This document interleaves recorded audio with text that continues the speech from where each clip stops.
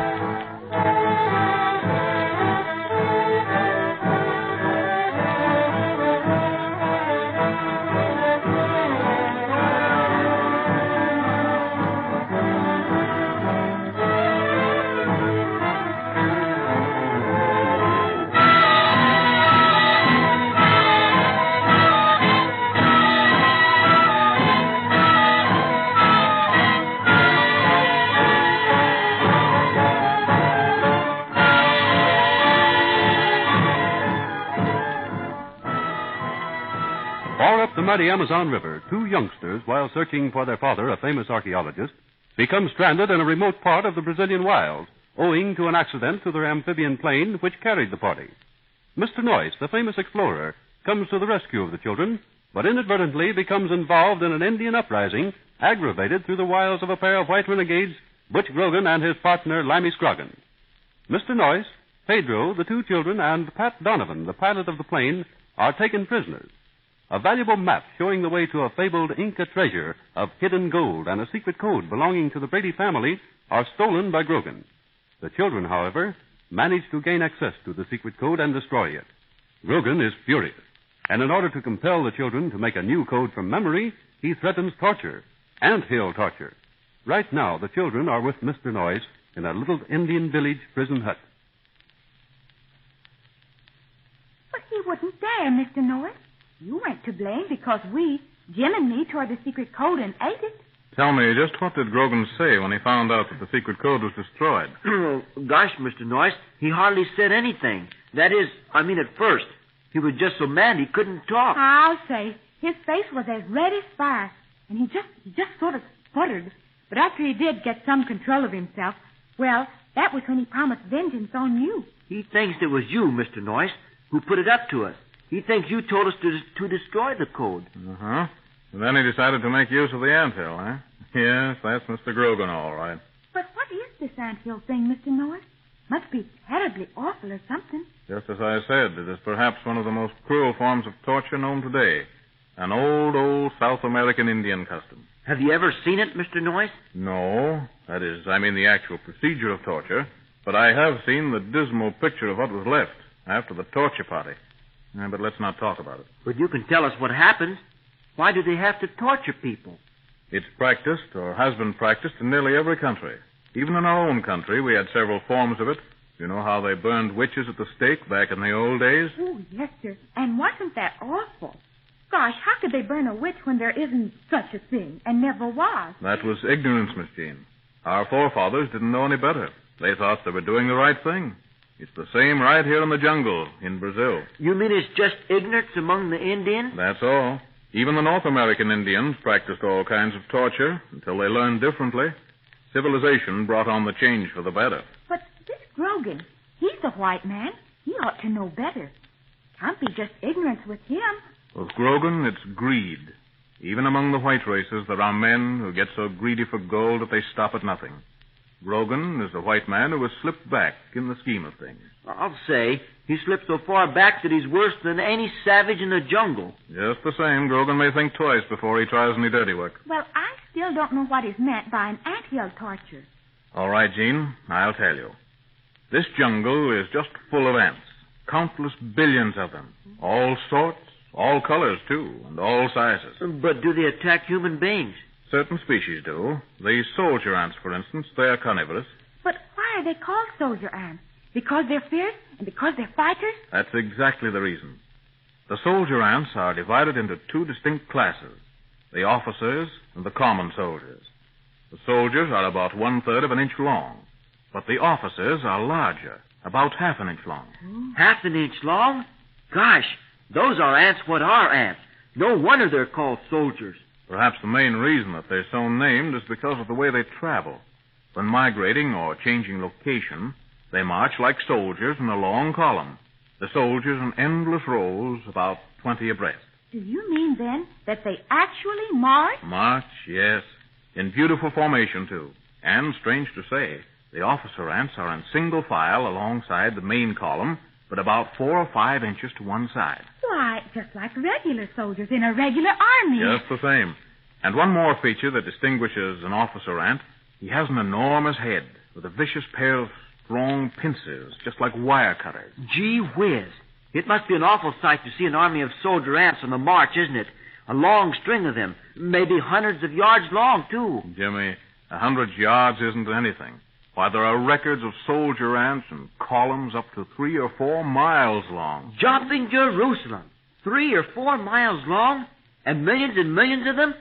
Gosh, excuse me, but I don't want to see anything like that even. No, it's a good thing to keep as far away as possible, for they stop at nothing.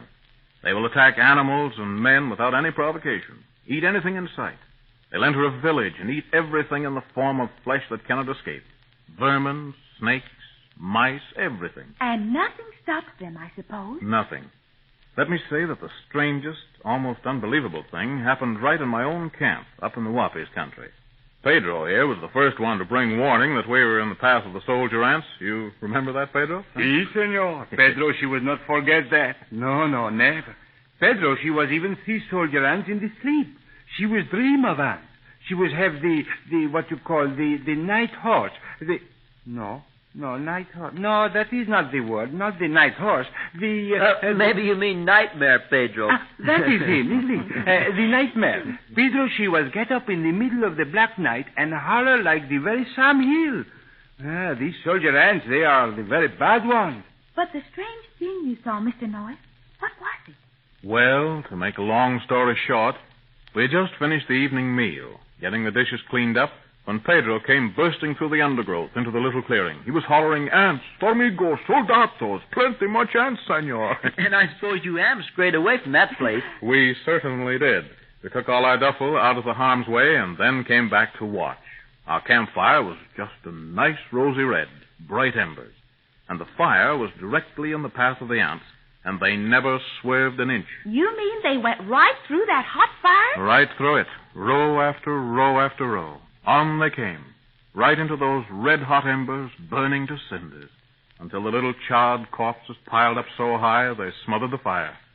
And then the countless millions in that vast army that followed crossed over in perfect safety.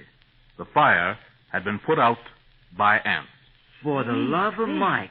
And these are the ants that they use in this anthill torture stuff? Insects without fear? That's right, Jimmy. The savages take the victim who is to be tortured, carry him to an anthill, dig a big hole in it, and put the victim in the hole, usually leaving his head out above the ground. And the angry ants, I suppose, just swarm all over the victim's head. Yes, biting and stinging, until finally the sufferer reaches the limit of endurance. Oh, and that's what Grogan has in mind. Oh, Mr. Noyes, I just hate that terrible man. I just hate him. Oh, there now, Miss Jean. Just take it easy. I can't, Mr. Noyes. Grogan said he was going to give you some anthill medicine. Had it in for you, because you've interfered with his plan. Well, it hasn't happened yet, Miss Jean. And while there's life, there's hope, you know. Senor, listen. Grogan, she's coming back. I hear him. Wait, I will look. Yes, it's Grogan, all right. He doesn't sound very happy. There's something wrong. He is coming to this place, senor. He walked very quick, too. They think they can get away with this. They're crazy. Pedro, is Pat Donovan with Grogan? No, here he come. Just Grogan. He is alone. Yeah, I'll fix him. Now, listen, Noyes. Who do you think you are? You're forgetting that you're 2,000 miles from nowhere. Anything can happen here. You get me? The way you're blowing out steam, something must have happened. It has. A lot more's gonna happen if you don't get a wiggle on and cut out this double crossing. I haven't the faintest idea what you're talking about. Oh, no? I suppose you don't know nothing about that airplane. I don't suppose you had a thing to do with jimmying up the works. That Bird Donovan pipes up and tells me the ship's on the bum.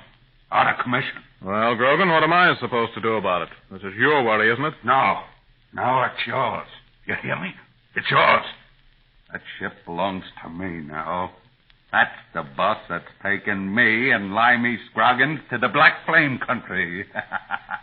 It's bringing us back with the gold, see? Well, Mr. Grogan, you don't mean to say the ship's disabled. Cut it out. Don't try to kid the goldfish, young fella. I'm through pulling. You two kids rowing the secret code because Noyce told you to.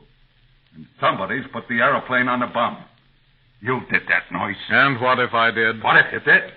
I'll tell you what. You're going to see that it's fixed up, and you're going to do it now. Butch Grogan says so.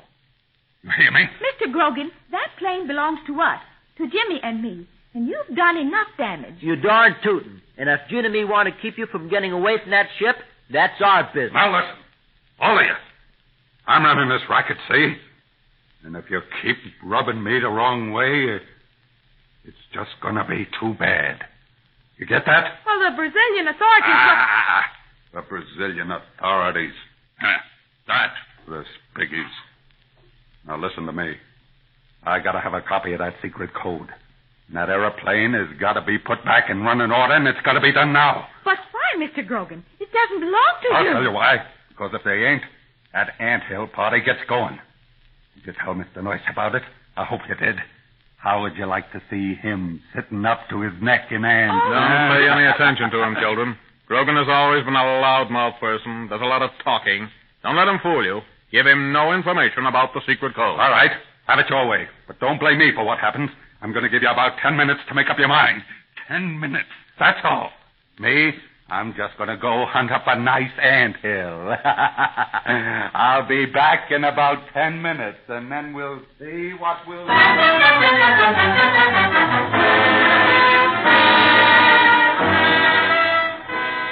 Grogan means business this time. He means to get hold of a new secret code no matter who has to suffer. And he's going to get that plane fixed up or else.